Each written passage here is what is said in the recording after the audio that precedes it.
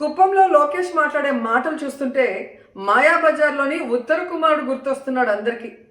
లోకేష్కి సూటిగా అడుగుతున్నాను, జగన్మోహన్ రెడ్డి కాలి గోటికి కూడా సరిపోని నువ్వు ఆయన్ని విమర్శించే స్థాయి ఉందా అని అడుగుతున్నా.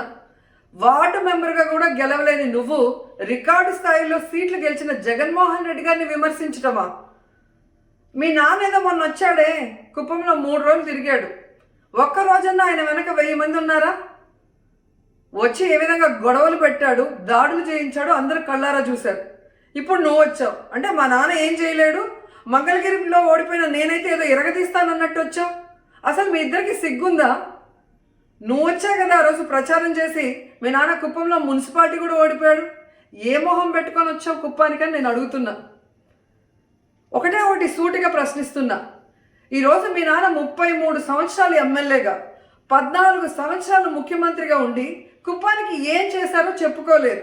ఎంతసేపు రెచ్చగొట్టడం, దాడులు చేయించడం, జగన్మోహన్ రెడ్డి గారి మీద నిందలు వేయడం తప్ప ఏం చేస్తున్నారు? ఈరోజు కుప్పాన్ని మున్సిపాలిటీ చేసింది జగన్మోహన్ రెడ్డి గారు, కుప్పానికి రెవెన్యూ డివిజన్ తెచ్చింది జగన్మోహన్ రెడ్డి గారు, కుప్పానికి నీళ్లు తెస్తోంది జగన్మోహన్ రెడ్డి గారు, కుప్పంలో ఉన్న ప్రజలకి అన్ని సంక్షేమ పథకాలు అందిస్తోంది జగన్మోహన్ రెడ్డి గారు. అందుకే మొన్న మున్సిపల్ ఎన్నికల్లో అయినా, లోకల్ బాడీ ఎలక్షన్లో అయినా మీ కూసాలు కదిలేలాగా ఏ విధంగా మీకు ప్రజలు బుద్ధి చెప్పారో ఇంకా అర్థం కాలేదా? మీ కార్యకర్తల్ని మేము అక్రమ కేసులు పెట్టి వేధిస్తున్నామా? ఈరోజు రాళ్లతో దాడి చేసి, కర్రలతో దాడి చేసి, కనీసం ఆడపిల్లని చూడకుండా ఎంపీపీ అశ్విని మీద ఏ విధంగా దాడి చేశారో రాష్ట్ర ప్రజలందరూ గమనించారు. అలాంటి మీ మీద కేసులు పెట్టకుండా మిమ్మల్ని సన్మానిస్తారా? జగన్మోహన్ రెడ్డి గారు ఫ్రాక్షనిస్టా? ప్రజాస్వామ్యం అంటే ఆయనకు తెలీదా? నీకు చరిత్ర తెలీదా, లేదా చదివిన చరిత్ర మరిచిపోయావా? మీ అమ్మని కన్నా నాన్నని అడుగు. ఈ లోకేష్ అంటాడు జగన్మోహన్ రెడ్డి గారు ఫ్రాక్షనిస్ట్ లాగా పాలిస్తున్నాడు, అసలు ప్రజాస్వామ్యమే లేదని. అయ్యా లోకేష్, నీకు చరిత్ర తెలుసా, లేదా చదివిన చరిత్ర మర్చిపోయావా? మీ అమ్మని కన్నా నాన్నని అడుగు, మీ నాన్న ఎంత గొప్పడో చెప్తాడు. ఎన్టీఆర్ గారి ప్రభుత్వాన్ని కూల్చేసి అడ్డదారిలో సీఎం అయింది మీ నాన్న. ప్రజల ఆశీస్సులతో దమ్మున్న మొనగాళ్ళలాగా సీఎం అయింది మా జగనన్న. ఎవరు ప్రజాస్వామ్యవాది?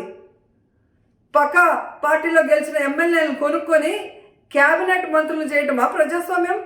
ఎమ్మెల్యే కూడా కానీ నువ్వు అడ్డదారిలో క్యాబినెట్లోకి దూరేవే, నువ్వా ప్రజాస్వామ్యం గురించి మాట్లాడుతున్నావు? సర్పంచులకున్న అధికారాలని కూడా కాలరాచి గ్రామ కమిటీలతో మీరు ఏ విధంగా అరాచకాలు చేశారో మీరా మాట్లాడుతున్నారు ప్రజాస్వామ్యం గురించి. ఈరోజు నిజమైన అంబేద్కర్ గారు రాసిన రాజ్యాంగాన్ని అమలు చేస్తున్న ఏకైక ముఖ్యమంత్రి జగన్మోహన్ రెడ్డి గారని మేము గర్వంగా చెప్పగలం. ఈరోజు ఎస్సీ, ఎస్టీ, బీసీ మైనారిటీలకి పదవుల్లో కానీ, పాలనలో కానీ, సంక్షేమ పథకాల్లో కానీ ఏ విధంగా అత్యధికంగా వాళ్ళకి అవకాశాలను కల్పిస్తున్నాడో స్పష్టంగా చూడండి. ఈరోజు జగన్మోహన్ రెడ్డి గారు మమ్మల్ని ఏం పీకలేడన్నావు కదా, 33 సంవత్సరాల్లో మీరు చేయలేనిది ఈరోజు జగన్మోహన్ రెడ్డి గారు చేసి చూపిస్తున్నారు. మీ నాన్నని కుప్పం నడి రోడ్లో కూర్చోబెట్టాడు. ఈరోజు కుప్పంలో ఇల్లు కట్టేలా చేస్తున్నాడు. ఈరోజు నెలకొకసారి కుప్పంలో పరిగెట్టిస్తున్నాడు. 33 సంవత్సరాల్లో 30 ఏళ్లలో ఎన్నిసార్లు తిరిగాడో ఈ 3 సంవత్సరాల్లో అన్నిసార్లు తిరిగారంటేనే మాకు అర్థమైంది. అక్కడి ప్రజల దెబ్బకి మీ నాన్న కొడుకులకి ఏ విధంగా దిమ్మ తిరిగి మైండ్ బ్లాక్ అయిందో. ఈరోజు కూడా మీరు కుప్పానికి వెళ్ళి 14 ఏళ్ళు ముఖ్యమంత్రిగా ఉన్నా నేను మీ కుప్పానికి ఇది చేశానని చెప్పుకోలేదు. మళ్ళీ మమ్మల్ని ప్రశ్నిస్తారు కుప్పానికి బ్రాంచ్ కెనాల్ ఎందుకు తేలేదు అని. కుప్పానికి బ్రాంచ్ కెనాల్ ఎందుకు తేలేదని మమ్మల్ని అడుగుతున్నారే. మరి 14 ఏళ్ళు ముఖ్యమంత్రిగా ఉన్న మీ నాన్న ఆ టైంలో గాడిదలు కాస్తున్నాడా? ఎందుకు తేలేదు? ప్రజలు అడుగుతున్నారు, చెప్పండి.